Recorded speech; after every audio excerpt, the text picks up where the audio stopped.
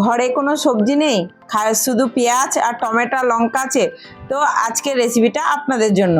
তো দেখে নিন, পেঁয়াজ দিয়েও যে এত সুন্দর একটা রেসিপি হয়, এই রেসিপিটা না দেখলে আপনারা বুঝতে পারবেন না। আর এই তরকারিটা বানানো দারুণ সোজা, আর খেতেও কিন্তু দারুণ টেস্টি। ভাত, রুটি, পরোটা সব কিছুর সঙ্গেই ভালো লাগে। তো চলুন বেশি কথা না বাড়িয়ে রেসিপিটা বানানো যাক। আমি এখানে একটা বড় সাইজের টমেটো নিয়েছি আর 4-5টা কাঁচা লঙ্কা নিয়েছি। আপনারা যেমন ঝাল পছন্দ করেন সেরকম অনুযায়ী দেবেন, যেহেতু একটু ঝাল হলে ভালো লাগবে খেতে, তার জন্য আমি এখানে 5টা কাঁচা লঙ্কা নিয়ে নিয়েছি। আর এই লঙ্কাগুলো বেশি ঝাল না। তো সব কিছু ধুয়ে নিচ্ছি। এখানে নিয়ে নিয়েছি কারি পাতা। কারি পাতাগুলো ভালো করে বেছে নিয়েছি। এটা 2-3 বার করে ধুয়ে নেব যাতে ভিতরে নোংরাগুলো পরিষ্কার হয়ে যায়। তো এখানে নিয়ে নিচ্ছি রসুনও ছিলে নেব, 10-12 কোয়া মতো রসুন নেব।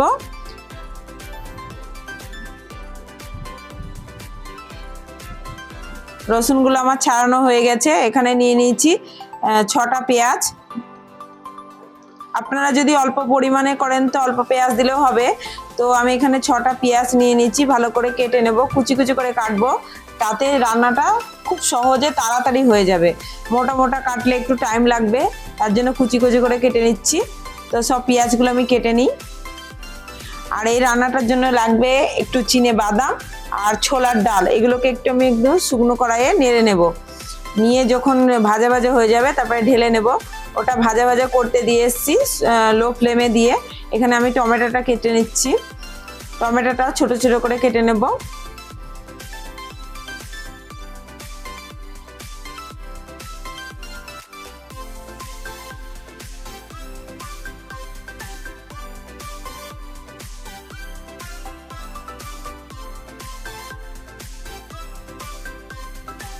তো টমেটোটা আমার কাটা হয়ে গেছে। আর এদিকে যে বাদামটা আর ছোলার ডালটা ভাজতে দিয়েছিলাম, এটাও ভাজা ভাজা হয়ে গেছে। এটা আমি ঢেলে নেব। দেখুন, হাত দিয়ে দেখিয়ে দিচ্ছি। এটা আমি হামালদিস্তায় ঢেলে রেখে দিলাম, ঠান্ডা হওয়ার পরে গুঁড়ো করে নেব। তারপরে এখানে নিয়ে নিয়েছি ধনেপাতা, ওটাও একটু কেটে নিচ্ছি। গ্যাসটা বন্ধ করে এসেছি। এই রান্নার জন্য যেগুলো লাগবে সেগুলো আগে থেকে রেডি করে নিলে রান্নাটা খুবই তাড়াতাড়ি হয়ে যায়। কাঁচা লঙ্কাগুলো ছোট ছোট করে কেটে নেব।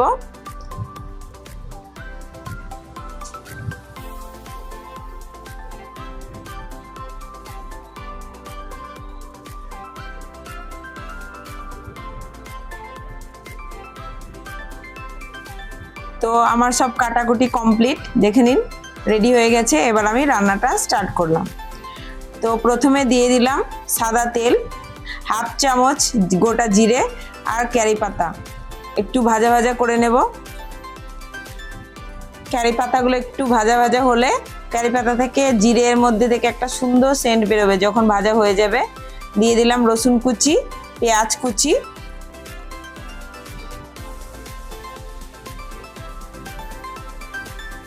পেঁয়াজ কুচি, রসুন কুচি, এগুলো ভালো করে ভাজতে হবে যাতে কাঁচা গন্ধটা চলে যায়।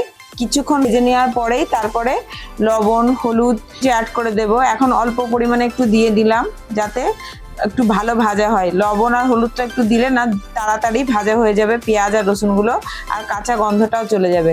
যখন ভাজা ভাজা হয়ে গেছে দিয়ে দিলাম টমেটো কুচি। এটাও কিছুক্ষণ ভাজা ভাজা করব, তারপরে কিছু গুঁড়ো মশলা অ্যাড করব। একটু ঢাকা দিয়ে রেখে দিলাম। আর এই যে বাদাম আর ছোলাগুলো রেখে দিয়েছিলাম না ভেজে, ওগুলোকে এবার কুটে নিচ্ছি। আধ ভাঙা করব, পুরো পেস্ট করব না। তো দেখুন কেমন করেছি, এইরকম থাকবে। আর এইটা হচ্ছে এই তরকারিটার দারুণ টেস্টি মেন সিক্রেট একটা জিনিস। তো পুরো রেসিপিটা দেখুন, এটা আমি কখন দেব, কিভাবে দেব। তো এদিকে পেঁয়াজ টমেটোগুলো অনেক সফট হয়ে গেছে আর তেলও ছেড়ে গেছে। এবার কিছু গুঁড়ো মশলা অ্যাড করে দিচ্ছি। দিয়ে দিলাম লঙ্কা গুঁড়ো, যেহেতু কাঁচা লঙ্কা 4টে দিয়েছিলাম, অল্প একটু লঙ্কা গুঁড়ো দিয়ে দিলাম। আর অল্প পরিমাণে লবণ হলুদ প্রথমে দিয়েছি, আর লাগলে অল্প একটু একটু দিয়ে দেব। জিরে গুঁড়ো, ধনে গুঁড়ো সব কিছু দিয়ে ভালো করে কষিয়ে নিয়ে যখন তেল ছেড়ে আসবে অল্প পরিমাণে জল দেব। দিয়ে কিছুক্ষণ ঢাকা দিয়ে রেখে দেবো যাতে পেঁয়াজ টমেটোগুলো পুরো গলে যায়। তো 10 মিনিট মতো ঢাকা দেওয়ার পরে ওই যে বাদাম আর ছোলার ডালটা কুটে রেখে দিয়েছিলাম ওটাও দিয়ে দিলাম 2 চামচ মতো। দিয়ে মিলিয়ে নিয়ে 10-5 মিনিট রান্না করার পরে উপর থেকে ধনেপাতা দিয়ে দিলে রেডি হয়ে গেল আমার পেঁয়াজের তরকারি। ছোলার ডাল আর বাদাম ভাজার যে গুঁড়োটা দিয়েছি আপনারা অবশ্যই এটা দেবেন, এটা স্কিপ করবেন না। এটা দিলে তরকারিটার টেস্ট আরও দ্বিগুণ হয়ে যাবে আর এটা ভাত রুটি পরোটার সঙ্গে দারুণ লাগে। ভালো লাগলে প্লিজ একটু লাইক কমেন্ট শেয়ার করে দেবেন আর আমার চ্যানেলটাকে সাবস্ক্রাইব করার অনুরোধ রইল। আবারও দেখাবে আপনাদের সঙ্গে নতুন কোনো রেসিপির সঙ্গে। ততক্ষণ সবাই ভালো থাকুন, সুস্থ থাকুন, বাই।